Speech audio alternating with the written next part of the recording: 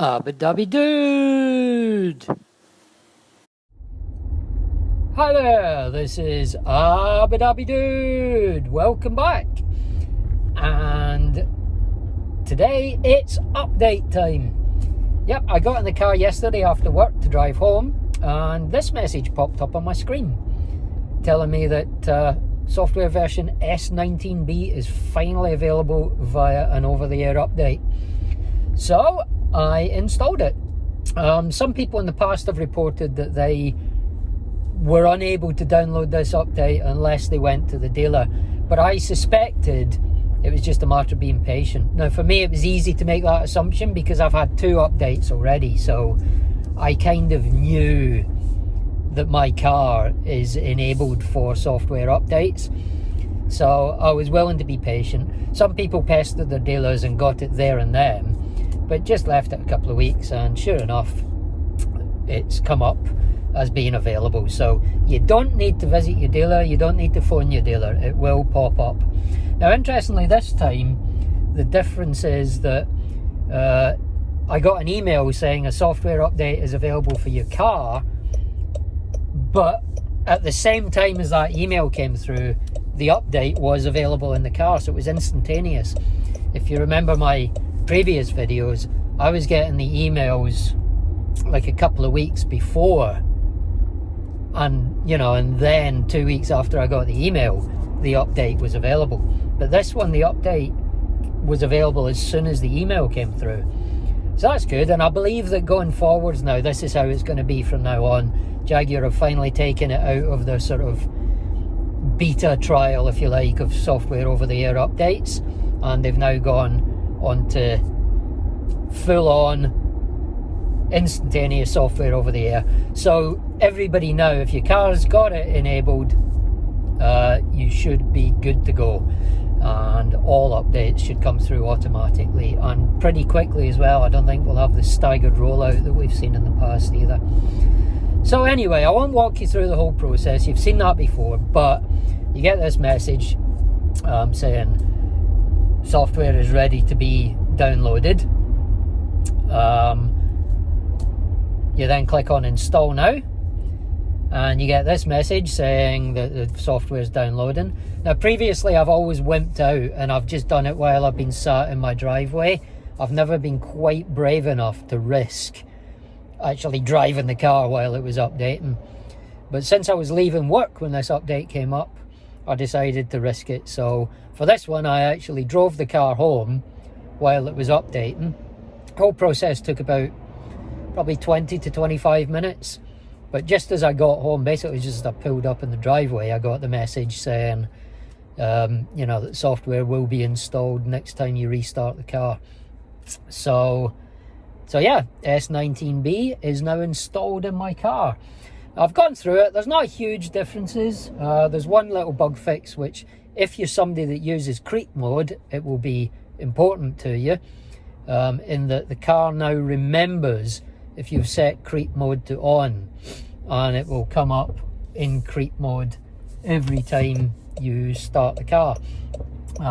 If you remember, S19A introduced a bug whereby it lost creep mode, so I'm gonna have to go for it at this junction.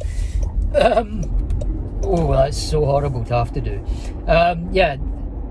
S19A introduced a bug whereby creep mode was being forgotten. It was default to off every time you started the car. Now if you don't use creep mode like me, that's no big deal because off is the setting you want. But if you use creep mode, it meant every time you got in the car, you had to switch it on.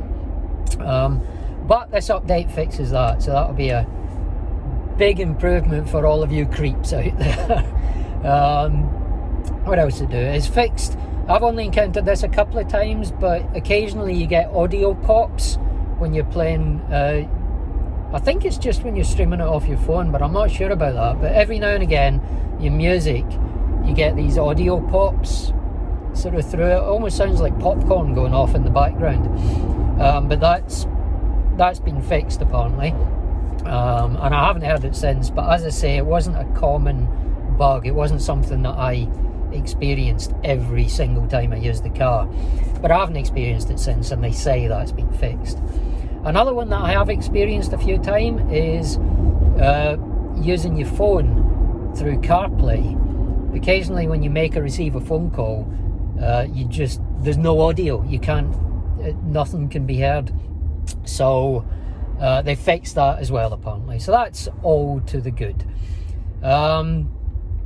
And really that's about it. It now remembers Wi-Fi passwords. I don't have mine set up with my home Wi-Fi. I've never bothered because I've got such a big data plan.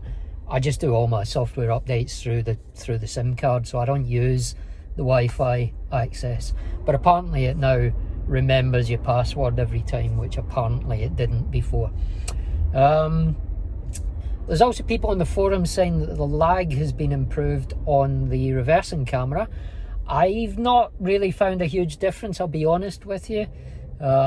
It's not unbearably bad, but it's certainly, I wouldn't say it's noticeably better. Maybe very slightly improved, but it is slight. There's still a bit of lag in there, so there's still some work to do on that, and I don't know if that's ever, I don't know if this is as good as it's going to get.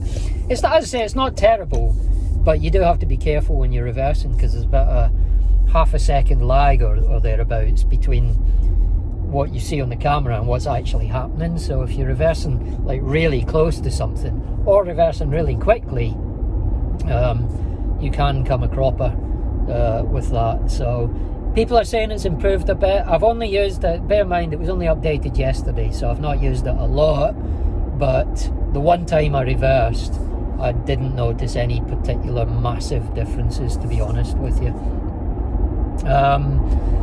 And yeah, that's about it. There was some radio fixes. You can apparently use the climate control whenever the ignition is on now. I don't know what that means. I assume it's to do with starting the car without using the brake pedal.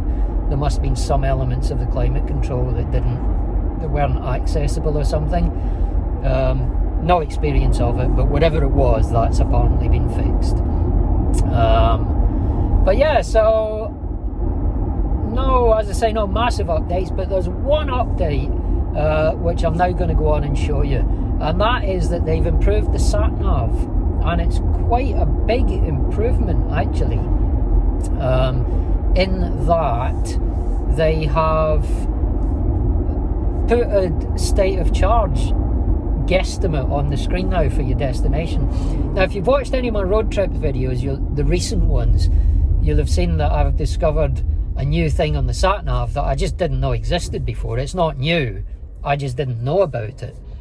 Whereby if you select remaining route in the options, then the left third of your SatNav screen is replaced with a little map showing the whole of the route that you've got left to do. And next to that, or next to your location, you always got a little rectangle with your current state of charge in it. And it was a good way of seeing your state of charge, because it was the only way of seeing your actual state of charge if you had the SatNav screen on, because the main screen is the only place where the car will show you an exact state of charge. So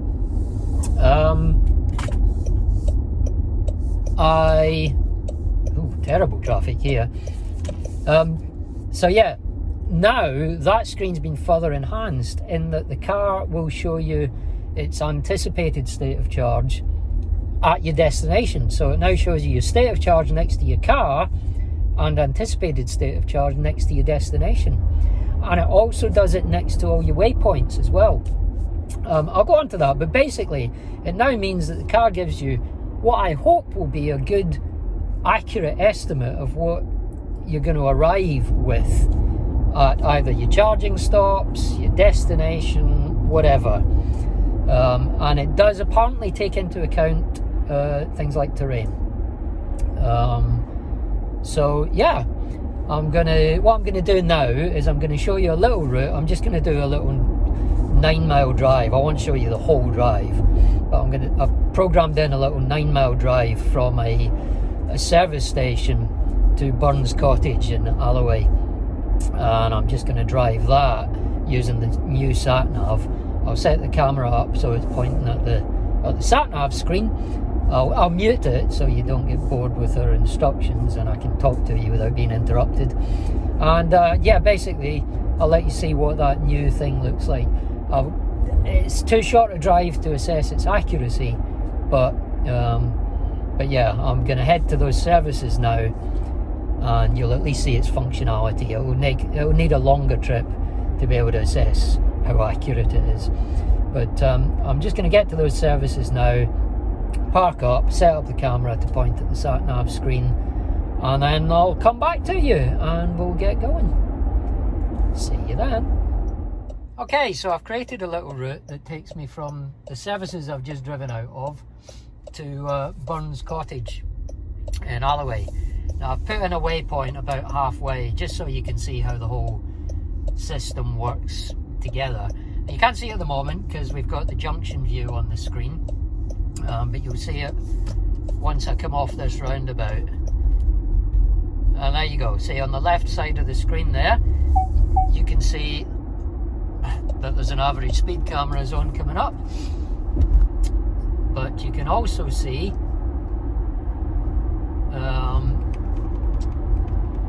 once I get past the camera,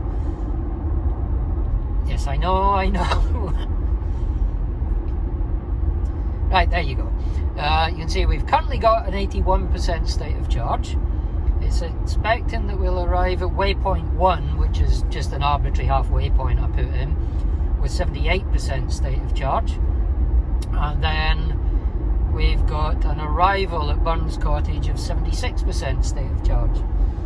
Now, I know it takes into account terrain, which obviously isn't that relevant on this journey, this little drive. It's only 9 miles. But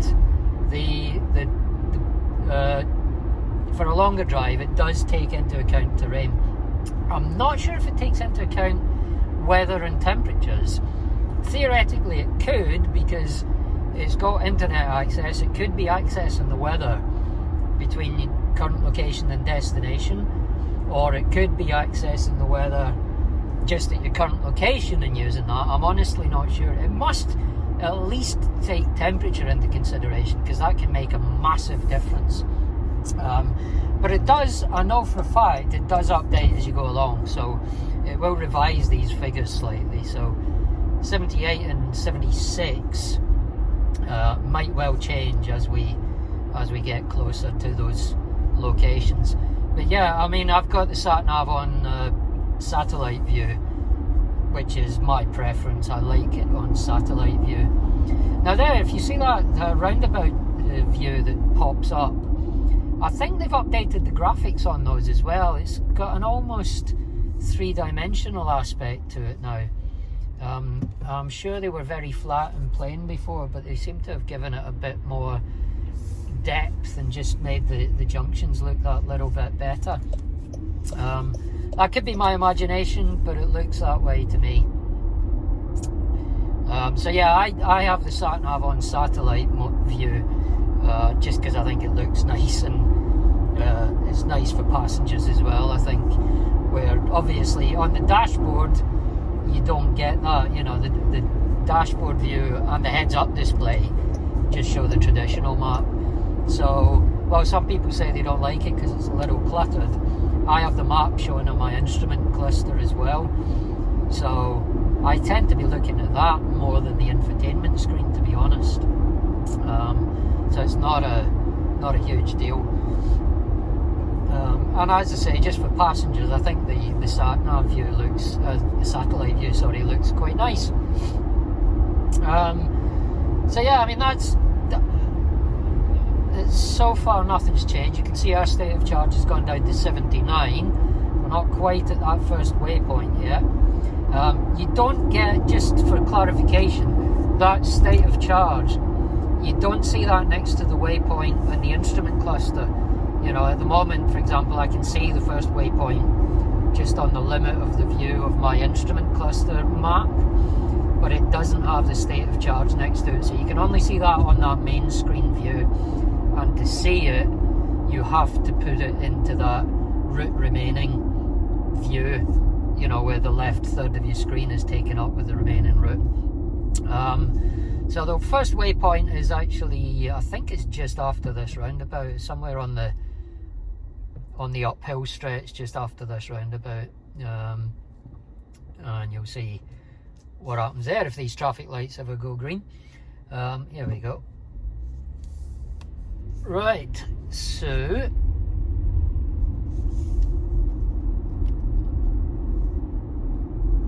I'm not going to be clever and race to get past people here.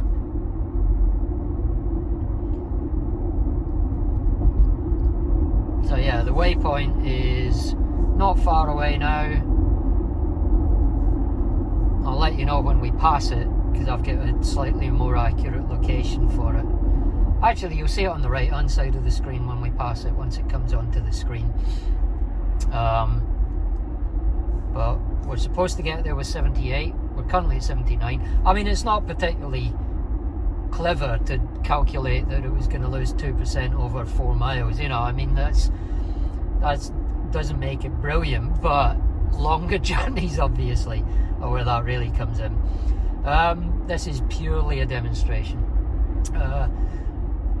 But yeah, we're coming up to that first waypoint. You can see it just coming into the top of the right hand portion of the screen now, so you will in fact see when we pass it. But we're still at 79%, and yeah, it pops up at the first waypoint to ask me if I want to find parking nearby. It's quite a nice function, but I need it to go away now. So we were at 79%. Did we drop to 78? No. So it was 1% out, even on that short drive. Now I'm driving particularly slowly because I'm not concentrating, because I'm doing filming and talking and everything else. I'm probably being a bit more cautious than I would be normally when I'm driving, a bit slower.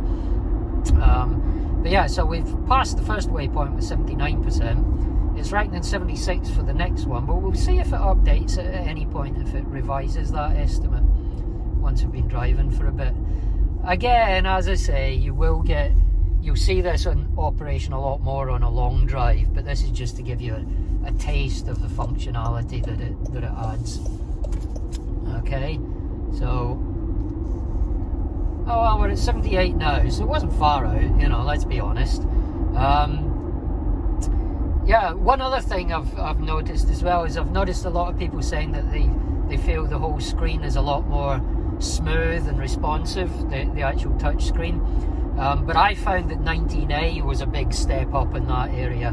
So I'm not so convinced that it's 19B's made a change, but I'm wondering if the people that have said that were maybe on 18D or 18C and have jumped straight to 19B. So they didn't see the smoothness of 19A, if that makes sense. I don't find it much smoother. Maybe marginally, there's probably been some little tweaks and improvements done in the background. But for me, I find it just about as responsive as 19A, but 19A was very responsive. If you saw my video when 19A was first introduced, you'll have seen me saying a lot of woo and wow. Because the SatNav, particularly it was noticeable on the SatNav, especially in satellite view, because that's obviously both data intensive and processor intensive. And it was smooth and, you know, really, really smooth for panning and zooming. So I was, so I was very impressed with 19A. 19B does seem to bring a small improvement, but it really is a small improvement. But if you're upgrading from one of the 18 software versions, you'll see a big difference. Everything happens a lot quicker, it's just less laggy generally. Right, so how are we doing? We just passed that camera. Now it's still saying 76%, but you can see as well that the remaining route image is zooming in the closer you get. There's two modes you can choose there. You can either have entire route, which will never zoom in and it will show you from departure to destination always. So I suppose if you want to see your progress and see how far you've travelled and how close you've got, you know, that's quite nice. But I put it into this remaining route mode, and it just slowly zooms in as you get closer and closer to your destination. It zooms in just to show you what's left from where you are to where you're going, and I quite like that. I don't think it's going to revise at all on this little drive, because it is such a little drive. I think it's fairly convinced that I'm going to get there with 76%. I did a trial one yesterday on the way home from where did I go? I can't remember where I went, but I did a little trial of it just to see, and it did revise the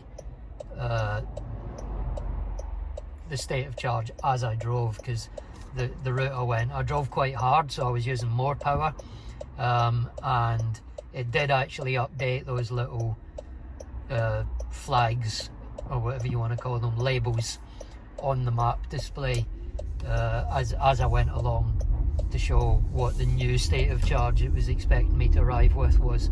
So it does update as you go along, although you're not seeing that on this particular drive. You just have to take my word for it. Yeah, we're getting fairly close to getting there now. Just got a little bit of a... Actually, what way is it going to take me? Okay, I see. There's two ways you can get to Burns Cottage, and it is actually probably taking me the better route, in all honesty, because there is a shorter route, but it takes you through a 20 zone with quite a few speed humps in it. So it's taken me the better of the two routes. And also, that's another point that I read in the release notes. It supposedly plans the routes in a better way now. I've never really had an issue with its route planning, but it apparently now makes better decisions on what route to take. But yeah, I've never really had any real concerns with that. I've always found that it took pretty good route choices as far as I was concerned. So, okay, we come up to this junction, which is a right turn. Hopefully the traffic won't be too bad. We'll get that right turn without a huge delay.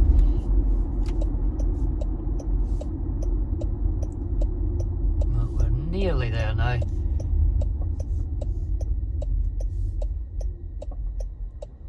And no, the traffic I think is going to be okay.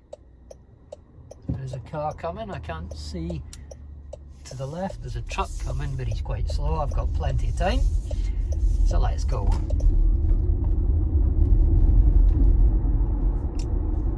Right, we're nearly there now. We just got a few hundred yards down this road, and we turn left, and Burns Cottage car park is on our right.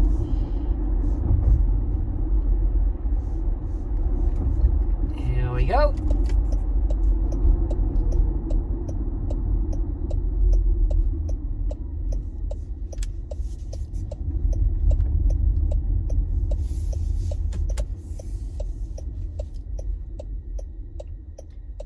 And that's us at our destination, Burns Cottage.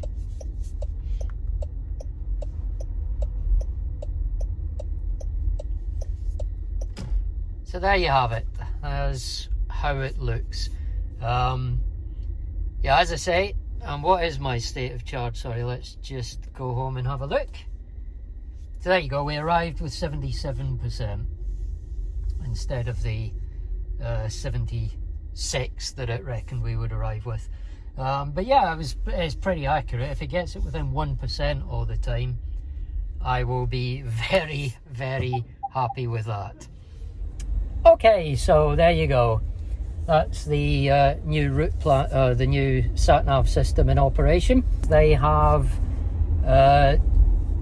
set it now so that it will show you charges that you can reach with even just 1 to 4% state of charge. Sorry, it's noticed that was open.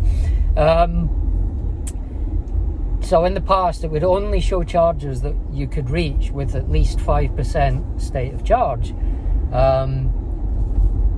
Which is fine, But it meant if you got yourself in a bind, you couldn't see chargers that you could still reach with just 1% or 2% or 4% even. So now I'm not suggesting you should be planning to reach a charger with 1% state of charge. That's not advisable at all. But you can find yourself caught out, if you get to a charger, and it doesn't work, either because it's one that doesn't work well with the I-Pace, or it's faulty, or maybe it's occupied and there's a queue of 2 or 3 cars waiting to use it, then you can suddenly find yourself arriving at the next charger. If you'd planned to get there with 10-11% state of charge, you could then end up getting to the next charger with less than 5%, 3 or 4% state of charge. And the old system wouldn't show you those chargers. It would filter them out because you were going to get there with less than 5%. But the new system apparently shows all chargers that you can reach, even if it's just 1%. So I think that's better as well. Other than that, there's that's about it. I really like that new display. I will use it a lot on my road trips, obviously. I don't have any planned for the near future, but I do have one next month that I'm planning, which I'm quite excited about. But as we're coming into the winter, I will be doing less road trips than I have done in the past, just because it's winter, we do less sightseeing in the winter for obvious reasons. But as I say, I've got one next month. Keep your eyes open for that. I'm quite excited about that one. But other than that, it's a useful feature. I think it's going to be really helpful, and it does update. I know you didn't see it there, but I've used it on a test run before I did this video, and it does actually alter the state of charge as you go along. So it will tweak itself as you get closer to where you're going. So you can adjust your plan if you suddenly realise you thought you were going to make that charger, but now because you're driving at 70 miles an hour and the traffic's really light, you might not make it. You can adjust your plan a lot earlier, and it takes a lot of the sort of stress and anxiety out of these things. So that's pretty much it. Let me know what you think of the new tweaks and the new software system.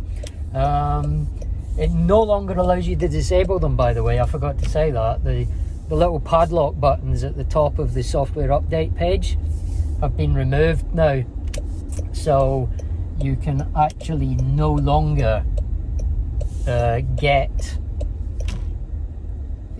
switch off software over the air updates. You can still reject them because it still comes up install now, or remind me later, or skip this update.